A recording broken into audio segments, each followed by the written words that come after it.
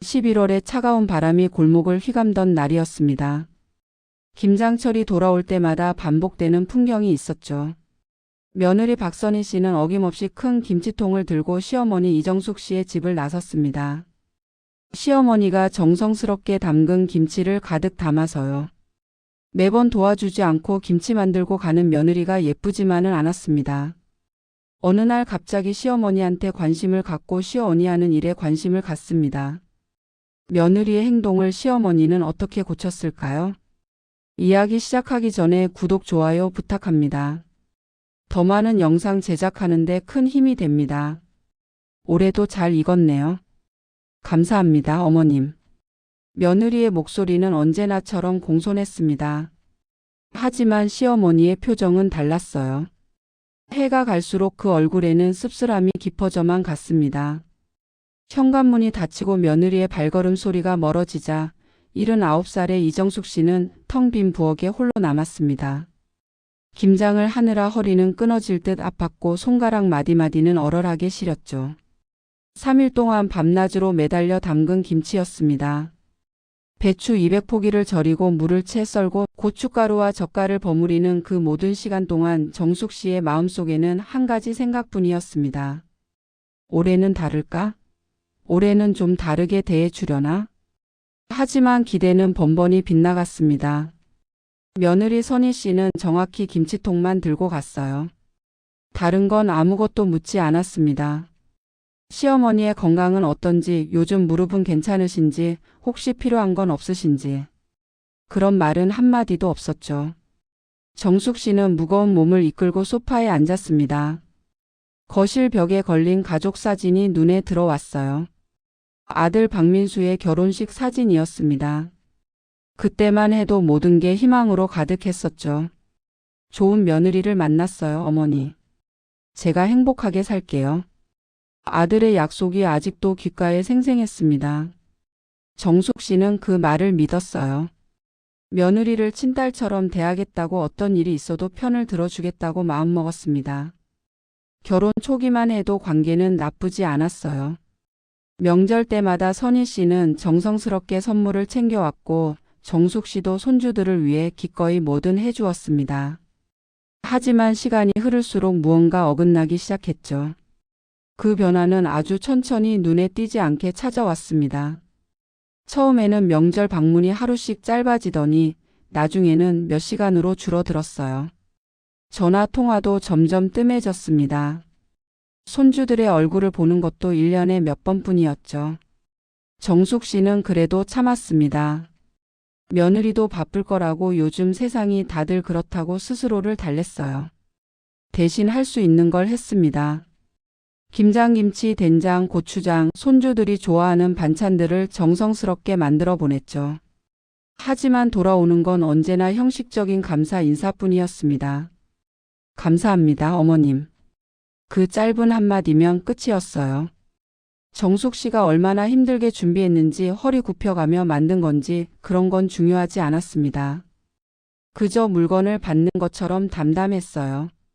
올해 김장을 준비하면서도 정숙 씨는 망설였습니다. 80을 바라보는 나이에 200포기의 김장은 너무 무거운 일이었거든요. 이웃 할머니들도 말렸습니다. 정수가 그 나이에 무슨 김장을 그렇게 많이 해? 건강 망가져. 하지만 정숙 씨는 고집을 부렸습니다. 혹시 모르잖아요. 올해는 며느리의 마음이 달라질지. 혹시 이번에는 진심 어린 관심을 보여줄지. 그래서 더 정성을 들였습니다. 새벽같이 일어나 배추를 다듬고 밤늦게까지 양념을 버무렸어요. 손주들이 좋아하는 맛으로 간을 맞추고 젓갈도 가장 좋은 걸로 골랐습니다. 그런데 오늘 선희 씨는 또다시 김치통만 들고 갔습니다. 정숙 씨의 가슴 속에서 뭔가가 쿵 하고 무너져 내렸어요. 28년 동안 쌓아온 기대가, 희망이, 인내심이 한순간에 무너지는 느낌이었습니다. 나는 이 사람에게 뭘까? 그냥 김치 만들어주는 기계일까? 그 순간 정숙 씨의 눈에는 눈물이 고였습니다. 억울함도 분노도 서러움도 아닌 허무함이었어요. 자신이 그토록 애써온 시간들이 아무런 의미도 없었다는 깨달음이 마음을 후벼 팠습니다. 냉장고를 열었습니다. 며느리에게 주려고 따로 담아둔 밑반찬들이 가득했어요. 아직 전하지 못한 것들이었죠. 하지만 선희 씨는 김치통만 들고 가버렸습니다. 다른 건 필요 없다는 듯이요. 그날 밤 정숙 씨는 잠을 이룰 수 없었습니다.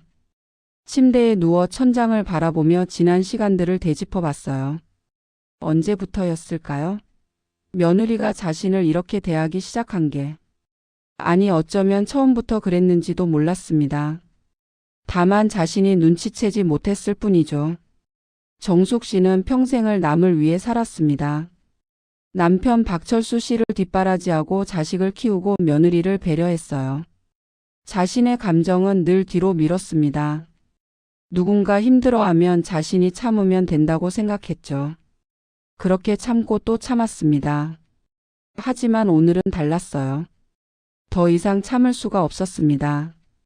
가슴속 깊은 곳에서 뭔가가 꿈틀거리기 시작했죠.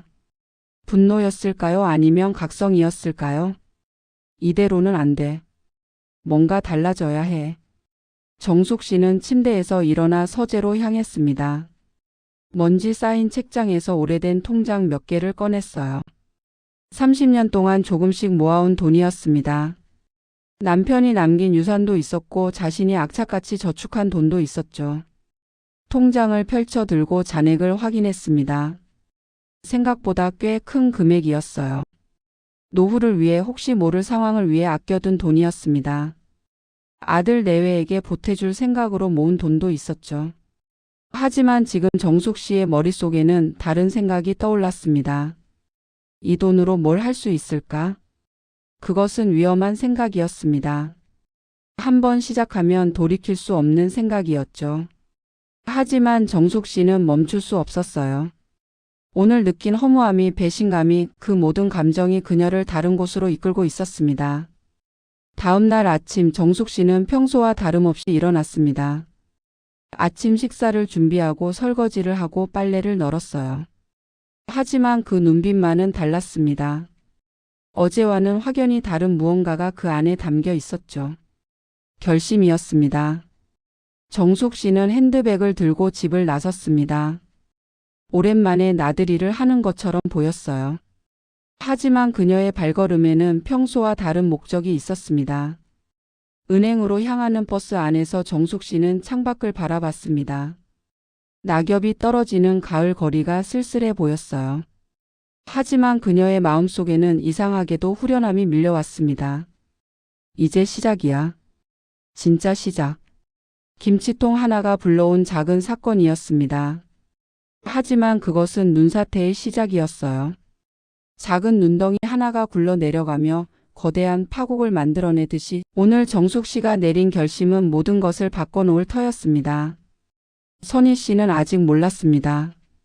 자신이 무심코 들고 간 김치통이 얼마나 큰 대가를 치르게 될지, 그리고 시어머니의 마음속에 어떤 계획이 싹트고 있는지. 은행에 도착한 정숙 씨는 번호표를 뽑고 차례를 기다렸습니다. 손에 든 통장이 묵직하게 느껴졌어요. 30년의 무게였습니다. 인내의 무게였고 희생의 무게였으며 이제는 복수의 무게이기도 했죠. 창구 직원이 호명했습니다. 25번 고객님 이쪽으로 오세요. 정숙 씨는 자리에서 일어났습니다. 그리고 창구를 향해 걸어갔어요. 그 걸음 하나하나가 돌이킬 수 없는 선택을 향한 발걸음이었습니다.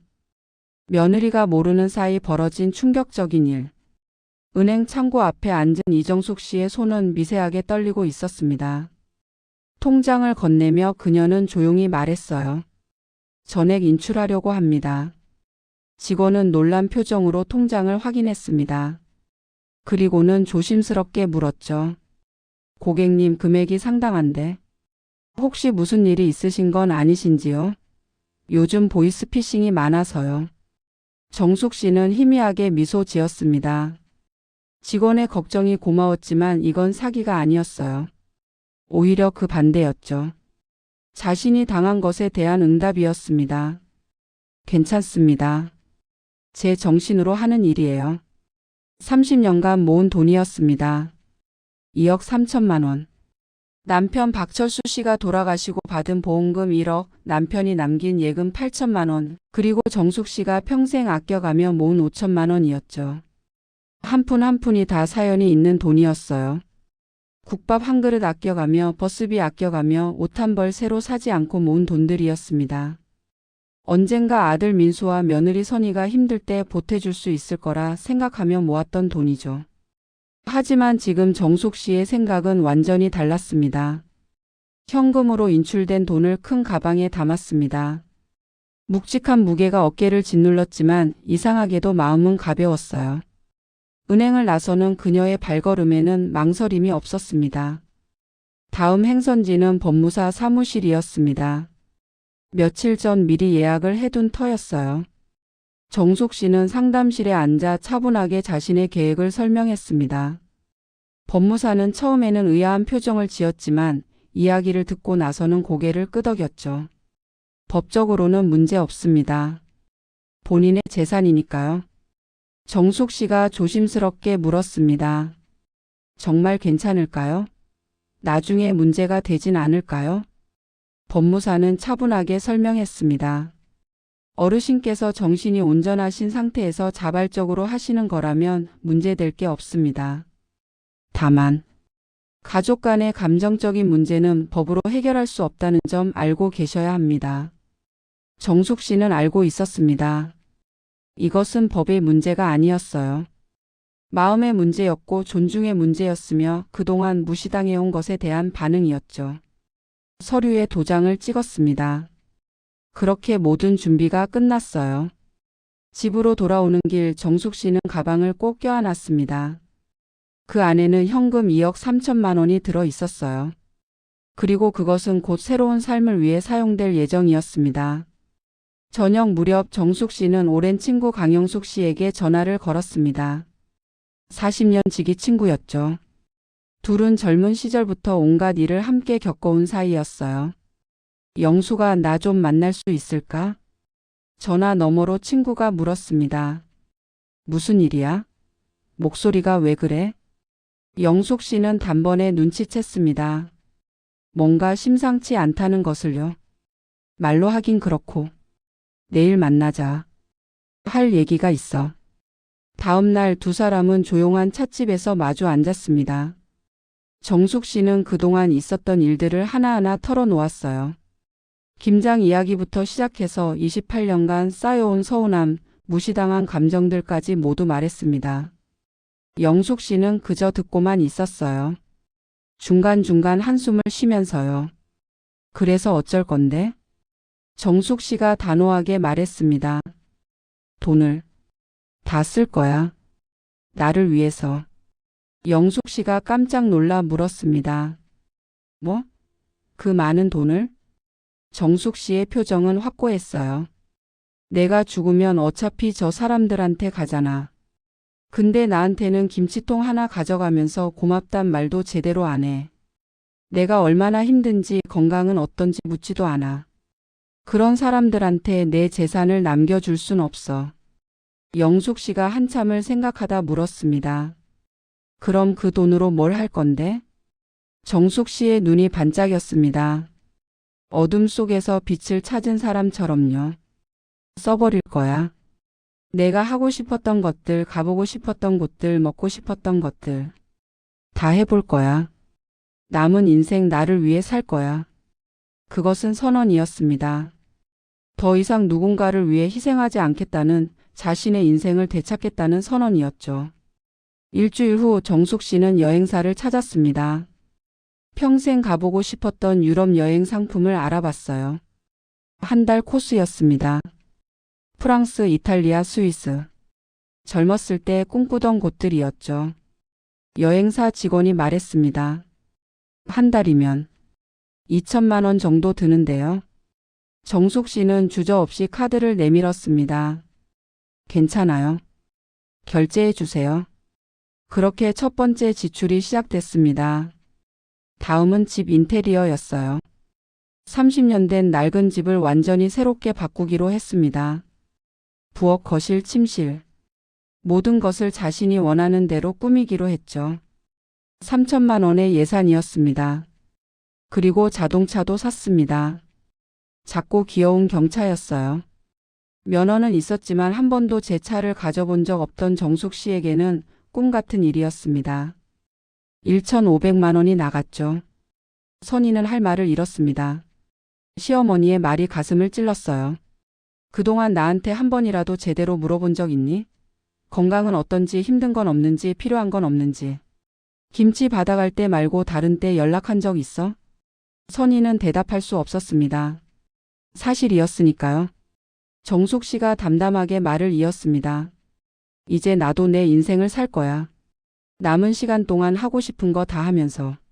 너희한테 미안하게 생각하지 않아. 너희가 나한테 그랬던 것처럼. 전화가 끊겼습니다. 선희는 멍하니 휴대폰을 쥐고 있었어요. 배신감과 분노가 밀려왔습니다. 그러면서도 한편으로는 시어머니의 말이 계속 귓가에 맴돌았죠. 김치통뿐이었잖아. 민수가 퇴근하고 돌아왔을 때 선희는 이미 변호사 상담을 알아보고 있었습니다. 뭔가 방법이 있을 거라고 생각했어요. 시어머니가 정신이 온전하지 않다거나 누군가에게 속았다거나. 하지만 현실은 냉혹했습니다. 정숙 씨는 며느리와의 통화를 끊은 뒤 창밖을 바라봤습니다.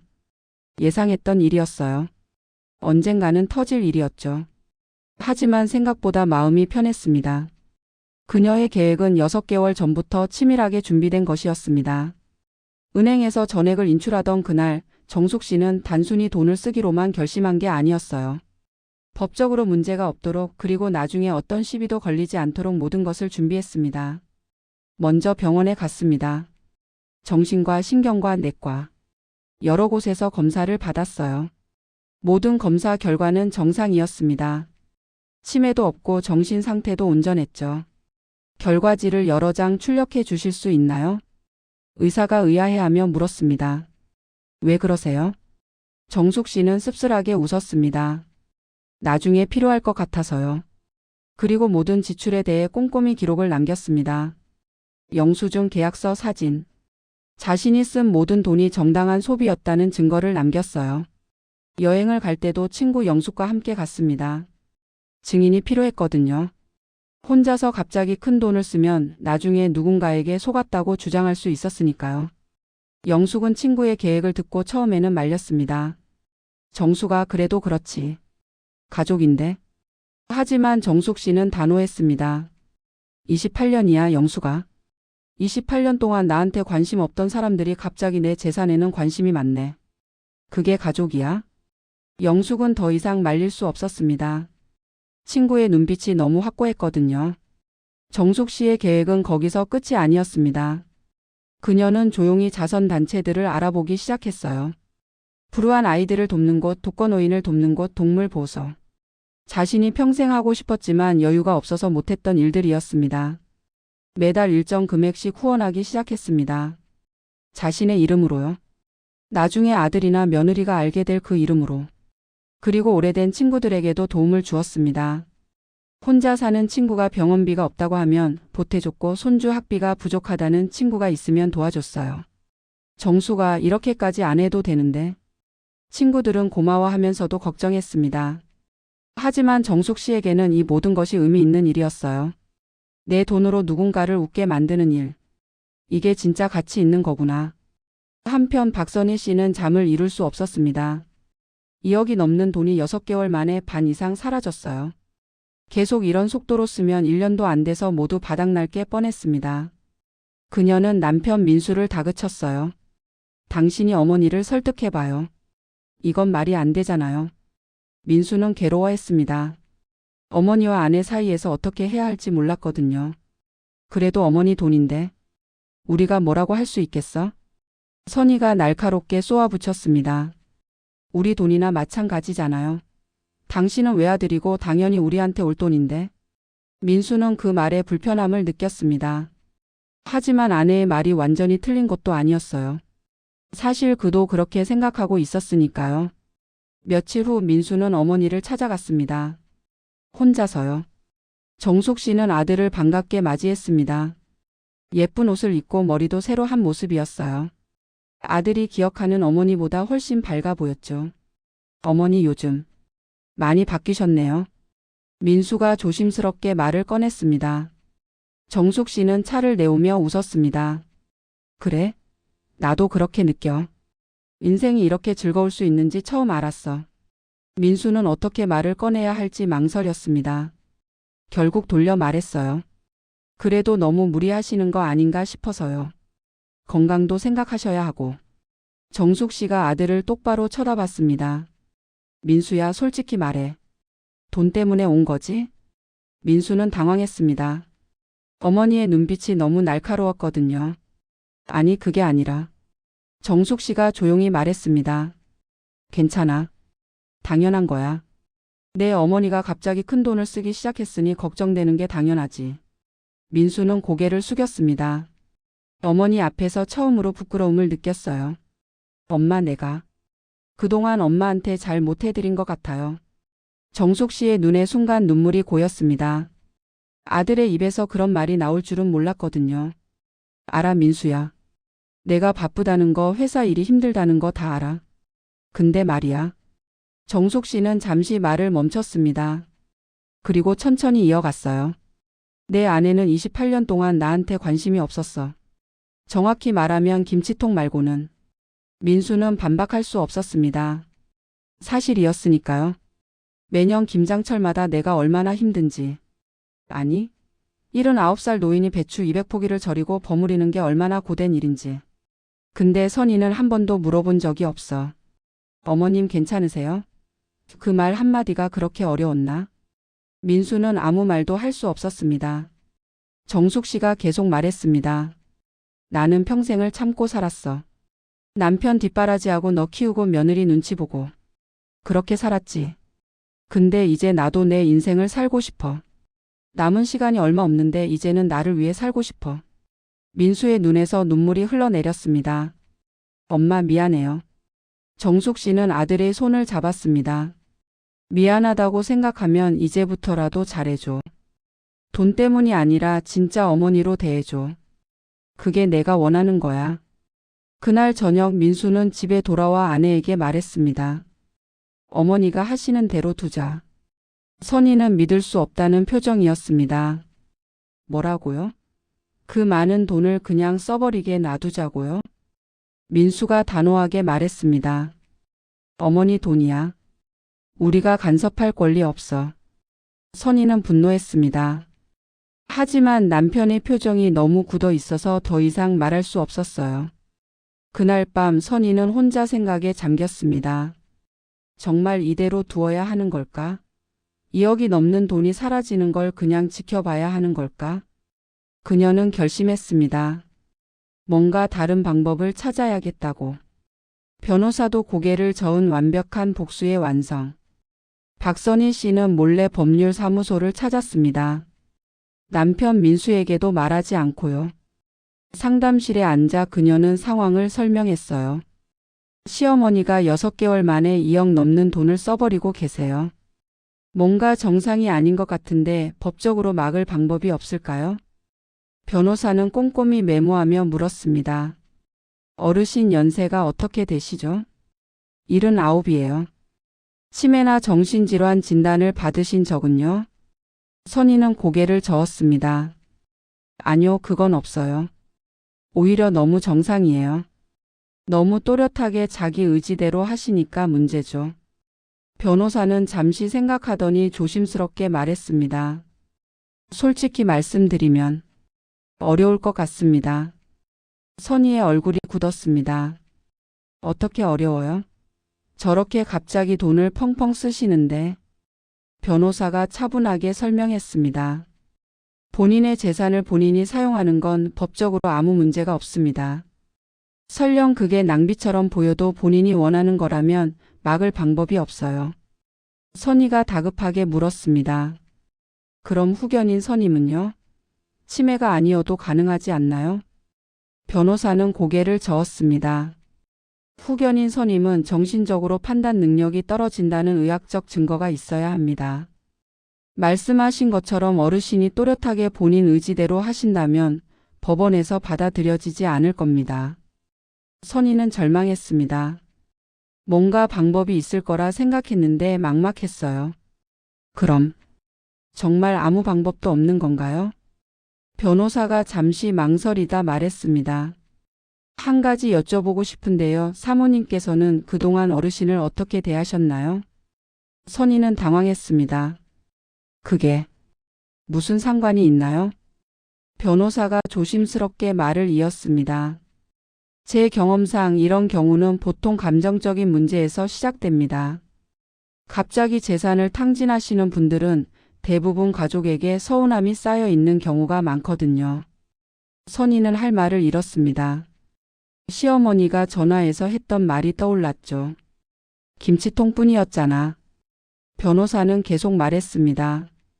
법적으로 접근하시는 것보다 가족 간의 대화로 풀어보시는 게 어떨까요? 어르신이 왜 그러시는지 진심으로 이해하려고 노력하시고. 선희는 더 이상 듣고 싶지 않았습니다. 상담료를 내고 법률사무소를 나왔어요. 발걸음이 무거웠습니다. 그 사이 정숙 씨는 자신의 계획을 착착 진행하고 있었습니다. 며느리가 법률사무소를 찾아갔다는 이야기를 친구 영숙에게서 들었어요. 영숙의 딸이 그 건물에서 일하고 있었거든요. 정수가 내 며느리가 변호사 상담 받으러 왔더라. 정숙 씨는 전혀 놀라지 않았습니다. 예상했던 일이었으니까요. 그럴 줄 알았어.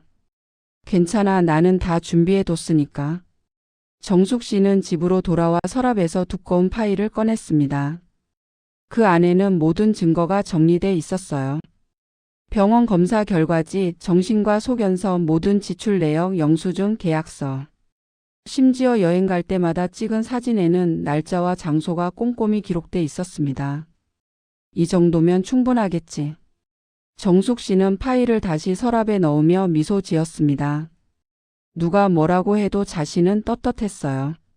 한 푼도 잘못 쓴 게 없었으니까요. 그리고 정숙 씨에게는 또 다른 계획이 있었습니다. 다음 날 그녀는 공증사무소를 찾았습니다. 미리 작성해온 문서를 공증받기 위해서였죠. 그 문서에는 이렇게 적혀 있었습니다. 나 이정숙은 건강한 정신과 신체로 스스로의 판단에 따라 내 재산을 사용하고 있음을 확인합니다. 이는 누구의 강요나 속임에 의한 것이 아니며 오직 나의 의지로 결정한 것입니다. 공증인이 물었습니다. 정말 이 내용대로 공증하시겠습니까? 정숙 씨는 단호하게 고개를 끄덕였습니다. 네, 확실합니다. 문서에 도장을 찍었습니다. 이제 누구도 자신의 결정에 이의를 제기할 수 없었어요. 일주일 후 정숙 씨는 또 다른 계획을 실행에 옮겼습니다. 동네 복지관에 가서 자원봉사를 신청한 겁니다. 매주 2번 독거노인들을 위한 식사 봉사를 하기로 했어요. 어르신 괜찮으시겠어요? 체력적으로 힘드실 텐데. 복지관 직원이 걱정했지만 정숙 씨는 괜찮다고 했습니다. 나보다 더 힘든 분들을 도와드리고 싶어요. 평생 하고 싶었던 일이에요. 첫 봉사를 나간 날 정숙 씨는 처음으로 진정한 보람을 느꼈습니다. 자신보다 더 외로운 노인들에게 따뜻한 식사를 대접하고 이야기를 들어주고 함께 웃는 시간이었어요. 정숙 씨 고마워요. 오늘 덕분에 오랜만에 제대로 된 밥을 먹었어요. 한할머니가 눈물을 글썽이며 말했습니다. 정숙 씨도 코끝이 찡해졌어요. 이게 진짜구나. 돈의 진짜 가치가. 한편 박선희 씨는 점점 더 초조해지고 있었습니다. 시어머니의 통장 잔액은 계속 줄어들고 있었고 법적으로 막을 방법도 없었어요. 남편 민수는 더 이상 이 문제에 대해 이야기하려 하지 않았습니다. 어느 날 밤 선희는 남편에게 물었습니다. 당신은 정말 괜찮은 거예요? 당신 어머니가 우리 재산을 다 날리고 있는데? 민수가 조용히 대답했습니다. 우리 재산이 아니야. 어머니 재산이지. 선희가 소리쳤습니다. 당신은 외아들이잖아요. 당연히 우리한테 올 돈이었다고요. 민수가 아내를 똑바로 쳐다봤습니다. 그게 문제야. 우리가 어머니를 사람으로 본 게 아니라 재산으로 봤다는 게. 선희는 말문이 막혔습니다. 민수가 계속 말했습니다. 나도 반성했어. 어머니한테 정말 못해드렸어. 28년 동안 말이야. 김장하시는 거 힘드시다는 거 알면서도 매년 당연하게 받기만 했잖아. 선희는 대답할 수 없었습니다. 남편의 말이 가슴을 찔렀거든요. 이제라도 잘해드리자. 돈 때문이 아니라 진짜 어머니로. 그날 밤 선희는 잠을 이룰 수 없었습니다. 남편의 말이 계속 머릿속을 맴돌았어요. 다음 날 아침 선희는 결심했습니다. 시어머니를 만나러 가기로요. 하지만 이번에는 다른 마음으로. 시어머니 집 앞에 섰습니다. 손에는 김치통이 아니라 꽃다발이 들려 있었어요. 초인종을 누르는 손이 떨렸습니다. 문이 열렸습니다. 정숙 씨가 놀란 표정으로 며느리를 바라봤어요. 선희야. 선희는 고개를 숙였습니다. 그리고 평생 하지 못했던 말을 했어요. 어머님, 죄송합니다. 정숙 씨는 며느리를 거실로 들였습니다. 어색한 침묵이 흘렀어요. 차를 내오며 정숙 씨가 먼저 말을 꺼냈습니다. 갑자기 웬일이니? 선희는 손에 든 꽃다발을 내밀었습니다. 이거 드리려고요. 정숙 씨는 꽃다발을 받으며 복잡한 표정을 지었어요. 28년 만에 처음 받는 꽃이었습니다. 고마워. 선희는 용기를 내어 말했습니다. 어머님, 제가 그동안 정말 잘못했어요. 어머님을 사람으로 대한 게 아니라 그냥 말을 잇지 못했습니다. 눈물이 나올 것 같았거든요. 정숙 씨는 조용히 며느리를 바라봤습니다. 진심인지 아닌지 가늠하려는 듯이요. 계속해봐. 선희가 떨리는 목소리로 말했습니다. 김치통만 들고 갔죠. 28년 동안 어머님이 얼마나 힘드셨는지, 허리가 얼마나 아프셨는지 한 번도 제대로 여쭤본 적이 없어요. 정숙 씨의 눈에 눈물이 고였습니다. 선희가 계속 말했어요. 돈이 아까워서 온 거 아니에요. 정말이에요. 민수가. 남편이 말해줬어요. 제가 얼마나 못됐는지. 정숙 씨는 한참을 침묵했습니다. 그리고 조용히 물었어요. 선희야, 솔직하게 말해줄래? 지금 이러는 게 정말 돈 때문이 아니야? 선희는 고개를 들어 시어머니를 똑바로 쳐다봤습니다. 처음엔 돈 때문이었어요. 인정해요. 2억이 넘는 돈이 사라지는 게 너무 아까웠어요. 정숙 씨의 표정이 굳어졌습니다. 하지만 변호사를 만나고 남편과 이야기하면서 깨달았어요. 제가 진짜 잘못한 게 뭔지. 선희의 목소리가 떨렸습니다. 어머님을 한 번도 제대로 본 적이 없었어요. 어머님의 아픔도 외로움도 힘든 것도 모르는 척했어요. 아니, 알려고 하지 않았어요. 정숙 씨는 입술을 깨물었습니다. 며느리의 말이 진심처럼 들렸거든요. 이제 와서 이러면 늦은 거 아니야? 정숙 씨의 목소리는 냉정했습니다. 선희는 고개를 끄덕였습니다. 알아요. 늦었다는 거. 하지만 그래도 말씀드리고 싶었어요. 진심으로 죄송하다고. 정숙 씨는 창밖을 바라봤습니다. 오랜 세월 쌓인 서운함이 하루아침에 풀릴 일이 없었어요. 하지만 며느리가 처음으로 진심을 보이는 것 같았습니다. 선희야, 내 어머님. 나는 말이야, 너희가 돈을 물려받길 바라는 게 아니었어. 그냥 가끔이라도 진심으로 걱정해주고 관심 가져주고 그런 게 필요했어. 선희는 눈물을 흘렸습니다. 지금부터라도 잘할게요. 진짜로. 정숙 씨는 한숨을 쉬었습니다. 말이야, 누가 못해. 문제는 행동이지. 선희가 고개를 들었습니다. 행동으로 보여드릴게요. 시간이 걸려도 괜찮아요. 어머님이 믿으실 때까지. 그날 이후 선희의 태도는 정말로 달라졌습니다. 매주 한 번씩 시어머니를 찾아갔어요.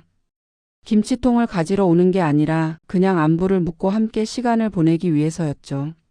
어머님, 오늘 날씨 좋은데 같이 산책하실래요? 어머님, 요즘 무릎은 어떠세요? 병원 가보셨어요? 제가 어머님 좋아하실 만한 떡 사왔어요. 같이 드실래요? 처음에 정숙 씨는 경계했습니다. 진심인지 아닌지 확신할 수 없었거든요. 하지만 선희는 포기하지 않았어요. 매주 빠짐없이 찾아왔습니다. 한 달이 지나고 두 달이 지나자 정숙 씨의 마음도 조금씩 녹기 시작했습니다. 어느 날 선희가 물었습니다. 어머님, 다음 주에 봉사활동 가신다고 하셨죠? 저도 같이 가도 될까요? 정숙 씨는 놀랐습니다. 내가? 왜? 선희가 수줍게 웃었습니다. 어머님이 하시는 일이 뭔지 알고 싶어요. 그리고 저도 돕고 싶어요. 다음 주 두 사람은 함께 복지관에 갔습니다. 선희는 시어머니와 함께 식사 봉사를 했어요. 처음에는 서툴렀지만 정성껏 했습니다. 정숙 씨, 오늘은 누구랑 같이 오셨어요? 복지관의 한 할머니가 물었습니다. 정숙 씨가 대답하기 전에 선희가 먼저 말했어요. 저는 정숙 씨 며느리예요. 어머님 일을 도와드리러 왔어요. 할머니가 환하게 웃었습니다. 아이고, 효부네, 효부. 정숙 씨 복 많으시네. 정숙 씨는 가만히 며느리를 바라봤습니다. 선희의 얼굴에는 진심 어린 미소가 있었어요. 그날 저녁 집으로 돌아오는 길에 정숙 씨가 말했습니다. 선희야, 고마워. 오늘. 선희가 시어머니의 손을 잡았습니다. 제가 더 감사해요, 어머님. 가르쳐 주셔서. 두 사람은 처음으로 진심으로 마주보며 웃었습니다. 하지만 모든 사람이 이 변화를 좋게 본 건 아니었습니다. 정숙 씨의 친척들이 문제였어요. 재산 이야기를 듣고 하나둘씩 찾아오기 시작한 겁니다. 언니, 요즘 돈을 많이 쓴다며? 그럴 거면 우리한테 좀 나눠줘. 동생이 찾아와 말했습니다. 정숙 씨는 단호하게 거절했어요. 내 돈은 내가 쓸 거야. 그래도 우린 가족이잖아. 평생 우리가 언니한테 얼마나 잘해줬는데. 정숙 씨는 씁쓸하게 웃었습니다. 잘해줬어? 언제? 내가 힘들 때 한 번이라도 도와준 적 있어? 동생은 할 말을 잃었습니다. 친척들은 하나같이 정숙 씨를 비난하기 시작했어요. 돈을 낭비한다고, 가족도 돌보지 않는다고, 이기적이라고. 하지만 정숙 씨는 흔들리지 않았습니다. 내 인생이야. 내가 결정해. 오히려 친척들의 반응이 정숙 씨의 결심을 더 굳건하게 만들었어요. 그들도 결국 돈에만 관심이 있었다는 걸 알았으니까요. 어느 날 정숙 씨는 선희에게 말했습니다. 선희야, 너한테 미안한 게 있어. 선희가 고개를 가로저었습니다. 무슨 말씀을 하세요, 어머님? 정숙 씨가 조용히 말했습니다. 내가 처음에 돈을 쓰기 시작한 건 복수였어. 너희한테 남겨주기 싫어서였지. 선희는 고개를 끄덕였습니다. 알아요. 제가 그럴 짓을 했으니까요. 정숙 씨가 계속 말했어요. 근데 지금은 달라. 이제는 정말 내가 행복해서 쓰는 거야. 그 차이를 알겠니? 선희의 눈에 눈물이 고였습니다. 네, 어머님. 그리고 저도 이제는 진심으로 어머님이 행복하셨으면 좋겠어요. 돈 같은 건 상관없어요. 정숙 씨는 며느리의 손을 꼭 잡았습니다. 고마워, 선희야. 늦었지만 이제라도 이렇게 된 게. 두 사람은 서로를 껴안았습니다. 28년 만에 처음으로 진심으로요. 1년이 흘렀습니다. 정숙 씨의 통장에는 3천만 원 정도가 남아 있었어요. 2억 3천만 원에서 2억 원을 쓴 셈이었죠. 하지만 그녀의 얼굴은 그 어느 때보다 밝았습니다. 어머님, 오늘도 봉사 가시죠? 선희가 밝게 물었습니다. 이제는 매주 함께 봉사활동을 가는 게 일상이 됐어요. 그럼 우리 할머니들 기다리고 계실 거야. 두 사람은 함께 복지관으로 향했습니다. 차 안에서 선희가 말했어요. 어머님, 다음 달에 손주들이랑 같이 여행 가실래요? 제가 다 준비할게요. 정숙 씨는 고개를 가로저었습니다. 아니야, 괜찮아. 돈 많이 들잖아. 선희가 웃으며 말했습니다. 어머님, 돈 쓰시는 거 아니에요. 우리가 모시고 가는 거예요. 이제 우리가 어머님한테 드릴 차례잖아요. 정숙 씨의 눈에 눈물이 맺혔습니다. 지난 1년 동안 정숙 씨가 쓴 돈의 내역은 이랬습니다. 유럽 여행 2천만 원, 집 인테리어 3천만 원, 자동차 1,500만 원, 의류와 개인 물품 500만 원, 친구들 식사 대접과 도움 3천만 원, 자선단체 후원 5천만 원, 그리고 자신을 위한 각종 경험과 즐거움에 5천만 원. 남은 돈 3천만 원은 진짜 노후 비용으로 아껴둘 계획이었습니다. 선희는 이 모든 내역을 알게 된 후 더욱 부끄러웠어요. 시어머니가 돈을 낭비한 게 아니라 의미 있게 쓴 거였으니까요. 어머님, 그동안 후원하신 곳들 좀 알려주시겠어요? 저도 후원하고 싶어요. 정숙 씨는 놀랐습니다. 내가? 왜? 선희가 진지하게 말했습니다. 어머님한테 배웠어요. 돈의 진짜 가치를. 그냥 모으고 쌓아두는 게 아니라 의미 있게 쓰는 법을요. 정숙 씨는 며느리를 꼭 안아주었습니다. 며칠 후 온 가족이 모였습니다. 아들 민수, 며느리 선희, 그리고 손주들까지. 손주들이 물었습니다. 할머니, 유럽 여행 정말 재미있으셨어요? 정숙 씨가 환하게 웃으며 대답했습니다. 그럼 정말 꿈 같았어. 할머니가 평생 가보고 싶었던 곳들이었거든. 손주들이 사진을 보며 감탄했어요. 우와, 할머니 정말 멋있으세요. 민수는 조용히 어머니를 바라봤습니다. 그리고 입을 열었어요. 어머니, 그동안 정말 죄송했어요. 제가 아들로서 너무 못해드렸어요. 정숙 씨가 아들의 손을 잡았습니다. 괜찮아, 민수야. 이제는 다 괜찮아. 민수가 계속 말했습니다. 앞으로는 정말 잘할게요. 어머니 건강도 챙기고 자주 찾아뵙고 진짜 아들답게 행동할게요. 정숙 씨는 웃으며 고개를 끄덕였습니다. 그날 저녁 가족들이 모두 돌아가고 정숙 씨는 혼자 거실에 앉았습니다. 벽에 걸린 가족 사진을 바라봤어요. 1년 전과 똑같은 사진이었지만 이제는 다른 의미로 다가왔습니다. 결국 잘 된 걸까? 정숙 씨는 스스로에게 물었습니다. 2억 원을 쓴 게 그렇게 극단적인 방법을 택한 게 옳았을까? 하지만 대답은 명확했습니다. 그렇게라도 하지 않았다면 아무것도 변하지 않았을 거예요. 여전히 김치통만 들고 가는 며느리, 1년에 몇 번만 보는 아들, 외로운 노년. 이제는 달랐습니다. 선희는 매주 찾아왔고 민수는 자주 전화했으며 손주들은 할머니를 진심으로 좋아했어요. 물론 2억 원이라는 큰 돈이 사라졌지만 정숙 씨는 후회하지 않았습니다. 그 돈으로 자신의 행복을 샀고 존중을 샀으며 가족의 진심을 샀으니까요. 다음 날 아침 정숙 씨는 친구 영숙과 커피를 마셨습니다. 정숙아, 후회는 안 해? 영숙이 조심스럽게 물었습니다. 정숙 씨는 고개를 저었어요. 전혀. 나는 이제 진짜 행복해. 돈보다 훨씬 값진 걸 얻었으니까. 영숙이 웃으며 말했습니다. 내가 부럽다. 용기 있게 내 인생을 되찾았잖아. 정숙 씨가 창밖을 바라봤습니다. 햇살이 따스하게 비춰들었어요. 영수가 있잖아. 그 김치통 하나가 내 인생을 바꿨어. 영숙이 고개를 끄덕였습니다. 그러게.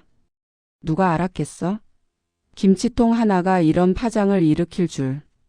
정숙 씨는 웃었습니다. 씁쓸하면서도 후련한 웃음이었어요. 사실 김치통이 문제가 아니었어. 그 안에 담긴 무게, 28년간 쌓인 무관심의 무게가 문제였지. 두 사람은 한동안 말없이 커피를 마셨습니다. 그날 오후 정숙 씨는 서재에 앉아 일기를 썼습니다. 1년 전부터 시작한 습관이었어요. 오늘로 정확히 1년이 되었다. 내가 은행에서 전 재산을 인출한 지. 그때는 분노와 서러움 뿐이었는데 지금은 감사함이 더 크다. 그 결정이 나를 여기까지 데려왔으니까. 2억 원이 사라졌다. 하지만 나는 더 많은 걸 얻었다. 진짜 가족을, 진짜 행복을, 진짜 나 자신을 찾았다. 선희가 변했다. 아니, 어쩌면 내가 변했기에 선희도 변한 것일지 모른다. 민수도 이제는 진짜 아들 같다. 손주들의 웃음소리가 집 안에 가득하다. 만약 그날 그냥 참았더라면, 김치통을 보내주고 또 1년을 기다렸더라면 아마 지금도 똑같았을 것이다. 외롭고 무시당하고 의미 없는 노년을. 돈은 다시 벌 수 있다. 하지만 시간은 인생은 다시 돌아오지 않는다. 나는 바른 선택을 했다. 일기를 덮으며 정숙 씨는 깊게 숨을 들이쉬었습니다. 저녁 무렵 선희에게서 전화가 왔습니다. 어머님, 내일 저녁에 우리 집에서 같이 식사하실래요? 제가 직접 김장김치를 담가봤어요. 정숙 씨는 깜짝 놀랐습니다. 내가? 김장을? 선희가 수줍게 웃었습니다. 네, 어머님한테 배우고 싶어서요.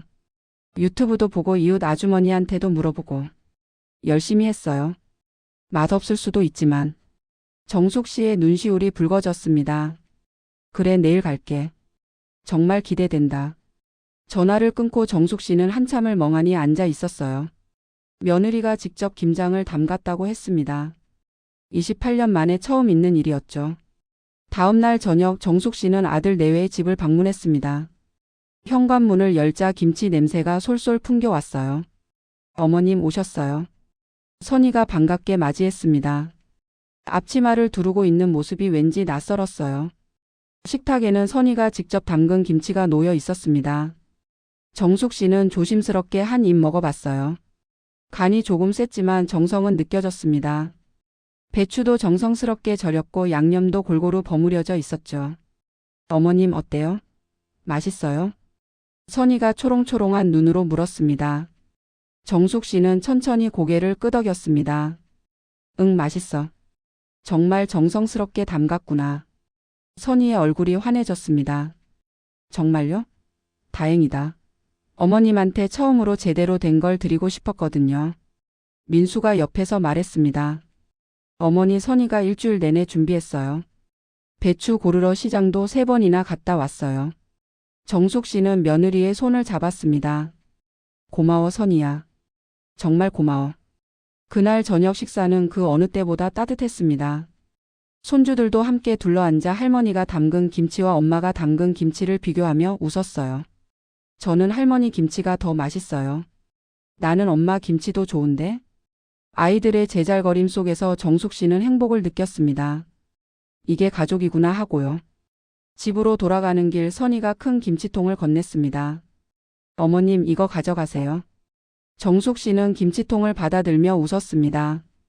이제는 내가 받아가는 입장이 됐네. 선희도 웃었습니다. 앞으로는 제가 드릴게요. 어머님처럼 맛있게는 못 담그겠지만 정성만큼은 지지 않을게요. 정숙 씨는 며느리를 꼭 안아주었습니다. 그날 밤 집에 돌아온 정숙 씨는 김치통을 냉장고에 넣으며 생각했습니다. 똑같은 김치통인데 이렇게 다를 수가 있구나. 28년 전 그 김치통에는 의무만 담겨 있었어요. 형식적인 효도, 거래 같은 관계. 하지만 오늘 받은 김치통에는 진심이 담겨 있었습니다. 며느리의 서툰 솜씨, 일주일간의 노력, 시어머니를 기쁘게 해드리고 싶은 마음. 그 모든 게 느껴졌어요. 한 달 후 정숙 씨는 건강검진을 받으러 병원에 갔습니다. 선희가 동행했어요. 어머님, 검사 결과 나올 때까지 제가 같이 있을게요. 괜찮아, 혼자서도 할 수 있어. 알아요. 근데 같이 있고 싶어요. 검사 결과는 양호했습니다. 의사가 말했어요. 어르신 작년보다 오히려 건강해지셨네요. 뭔가 특별한 일이라도 있으셨어요? 정숙 씨는 웃으며 대답했습니다. 행복해졌거든요. 의사는 고개를 끄덕였습니다. 그게 최고의 약이죠. 병원을 나서며 선희가 물었습니다. 어머님, 오늘 날씨 좋은데 같이 공원 산책하실래요? 그래, 좋지. 두 사람은 나란히 공원을 걸었습니다. 가을 햇살이 따스했어요. 어머님. 응? 제가 왜 변했는지 아세요? 정숙 씨는 고개를 가로저었습니다. 어머님이 용기를 내셨잖아요. 그냥 참고 사시는 게 아니라 당신의 인생을 되찾으셨잖아요. 그게 저한테는 큰 충격이었어요. 선희가 계속 말했습니다. 저도 그렇게 살고 있었거든요. 그냥 의무적으로, 형식적으로. 진심은 없이. 근데 어머님을 보면서 깨달았어요. 그게 얼마나 공허한 삶인지. 정숙 씨는 며느리의 손을 잡았습니다.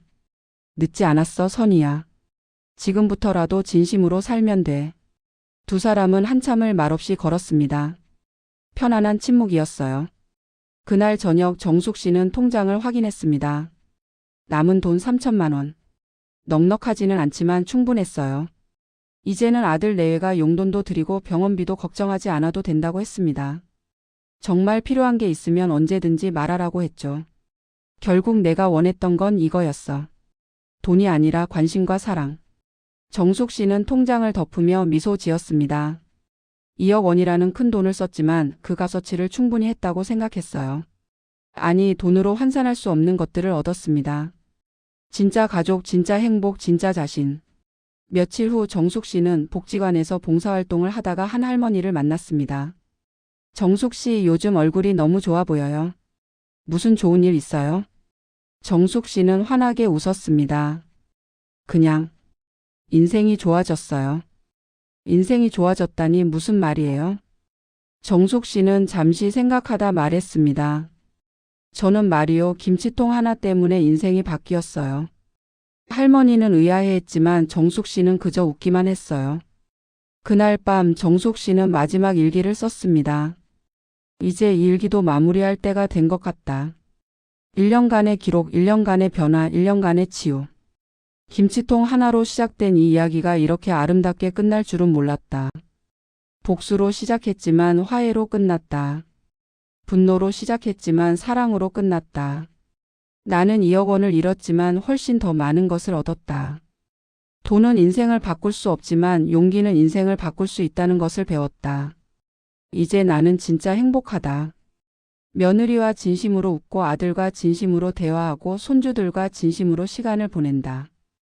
그리고 무엇보다 나 자신과 진심으로 마주한다. 이것이 김치통 하나가 가르쳐준 교훈이다. 때로는 무너뜨려야 다시 싸울 수 있다는 것. 때로는 떠나야 돌아올 수 있다는 것. 때로는 잃어야 얻을 수 있다는 것. 나는 후회하지 않는다. 다시 돌아가도 똑같은 선택을 할 것이다. 이정숙 79세. 오늘도 행복한 하루였다. 일기를 덮으며 정숙 씨는 창밖을 바라봤습니다. 달이 밝게 떠 있었어요. 그녀는 내일을 기대했습니다. 선희와 함께 할 봉사활동을, 손주들과 보낼 주말을, 친구들과 나눌 차 한 잔을. 남은 인생이 얼마나 될지 모르지만 지금부터는 매 순간이 소중할 거였어요. 다음 날 아침 정숙 씨는 상쾌하게 잠에서 깼습니다. 휴대폰에는 선희의 문자가 와 있었어요. 어머님, 좋은 아침이에요. 오늘 점심 같이 먹어요. 제가 요리 연습한 거 보여드릴게요. 사랑해요. 정숙 씨는 그 문자를 보며 미소 지었습니다. 사랑해요라는 말. 28년 만에 처음 받는 말이었죠. 창문을 열자 신선한 공기가 밀려 들어왔습니다. 새들이 지저귀고 햇살이 부드럽게 비쳤어요. 정숙 씨는 가슴 가득 공기를 들이마셨습니다. 고마워. 누구에게 하는 말인지 알 수 없었습니다. 며느리에게? 아들에게? 자신에게? 아니면 그 모든 것을 시작하게 만든 김치통에게? 어쩌면 인생 자체에게 하는 말이었을지도 모릅니다. 정숙 씨는 옷장을 열고 예쁜 옷을 골랐어요. 새로 산 옷이었습니다. 거울을 보며 머리를 빗고 립스틱을 바르고 미소 지었습니다. 79세의 여자 이정숙. 그녀의 인생에서 가장 행복한 날들이 지금 시작되고 있었습니다. 김치통 하나가 바꿔놓은 인생. 작은 것이 큰 것을 바꿀 수 있다는 것.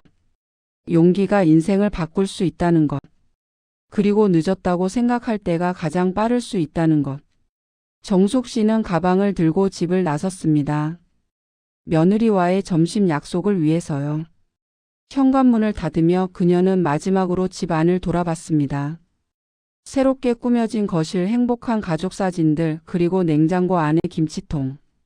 이제는 그 김치통이 미움의 상징이 아니라 사랑의 상징이었습니다. 정숙 씨는 활짝 웃으며 현관문을 닫았습니다. 새로운 하루가 시작됐습니다. 김치통 하나로 시작된 이야기는 이렇게 아름답게 끝났습니다. 아니, 끝난 게 아니라 새로운 시작이었죠. 진짜 가족의 시작. 진짜 행복의 시작. 진짜 인생의 시작. 그로부터 5년이 흘렀습니다. 이정숙 84세. 그녀는 여전히 건강했고 여전히 행복했어요. 며느리 선희와는 진짜 모녀처럼 지냈고 아들 민수는 효자가 됐으며 손주들은 할머니를 진심으로 사랑했습니다. 남은 3천만 원은 거의 그대로 있었어요. 아들 내외가 용돈도 드리고 필요한 것도 다 챙겨줬으니까요. 어느 날 정숙 씨는 선희와 함께 차를 마시다가 물었습니다. 선희야, 만약 그때 내가 참았다면 어땠을 것 같아? 선희는 잠시 생각하다 솔직하게 대답했습니다. 아마 지금도 김치통만 들고 갔을 거예요. 두 사람은 서로를 바라보며 웃었습니다. 고마워요, 어머님. 깨닫게 해주셔서. 나도 고마워, 선희야. 변해줘서. 그날 저녁 정숙 씨는 오래된 김치통을 꺼내 보았습니다. 28년 전 처음으로 며느리에게 김치를 담아준 그 통이었어요. 이제는 박물관에나 있을 법한 낡은 통이었지만 정숙 씨에게는 보물이었습니다. 이 작은 통이 자신의 인생을 바꿨으니까요. 정숙 씨는 김치통을 쓰다듬으며 생각했습니다. 인생은 참 신기해. 누가 알았겠어? 김치통 하나가 이렇게까지 될 줄. 그리고 그녀는 깨달았습니다. 중요한 건 김치통이 아니었다는 것을. 중요한 건 그 안에 담긴 마음이었다는 것을. 그리고 가장 중요한 건 자신의 가치를 스스로 지킬 용기를 갖는 것이었다는 것을. 이정숙 씨는 김치통을 다시 선반에 올려놓으며 미소 지었습니다. 79세에 시작한 새로운 인생. 그것은 결코 늦지 않았습니다. 그리고 앞으로도 계속될 것입니다. 행복하게 의미 있게 당당하게 끝까지 들어주셔서 감사합니다.